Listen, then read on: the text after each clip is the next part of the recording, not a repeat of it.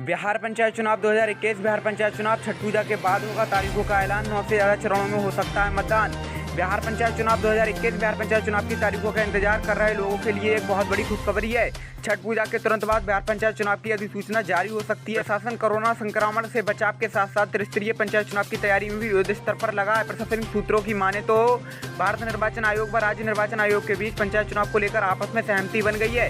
अब मात्र चुनावी तिथियों की घोषणा होना बाकी रह गया है। अब ईवीएम का मसला करीब करीब खुल गया है। बिहार पंचायत चुनाव 2021 अब तय है कि मल्टीपोस्ट ईवीएम से नहीं होगा चुनाव, बल्कि सिंगल पोस्ट ईवीएम से होगा चुनाव। ऐसे में पूरी संभावना है कि बिहार पंचायत चुनाव में कई चरणों में मतदान होगा। कारण यह है कि वही ईवीएम है जिसका प्रयोग लोकसभा विधानसभा चुनाव में होता है। बिहार पंचायत चुनाव 2021 बिहार पंचायत चुनाव के लिए राज्य निर्वाचन आयोग को 7 से 8 लाख ईवीएम की आवश्यकता होगी। राज्य निर्वाचन आयोग के सचिव ने कहा कि 7 से 8 लाख ईवीएम उपलब्ध हो जाती हैं तो मतदान करने में समय कम लगेगा।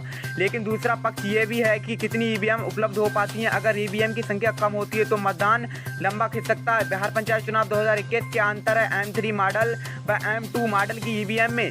ईवीएम के दोनों मॉडलों में बहुत ही अंतर है। M3 मॉडल की ईवीएम से त्रिस्तरीय पंचायत चुनाव करने पर एक कंट्रोल यूनिट और 6 बैलेट यूनिट के साथ एक डिटेचेबल चिप की आवश्यकता है।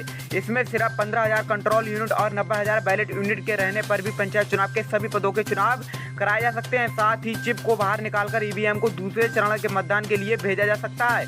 वहीं M2 मॉडल के ईवीएम से पंचायत चुनाव कराने के लिए 90,000 कंट्रोल यूनिट और 90,000 बैलेट यूनिट की आवश्यकता होगी।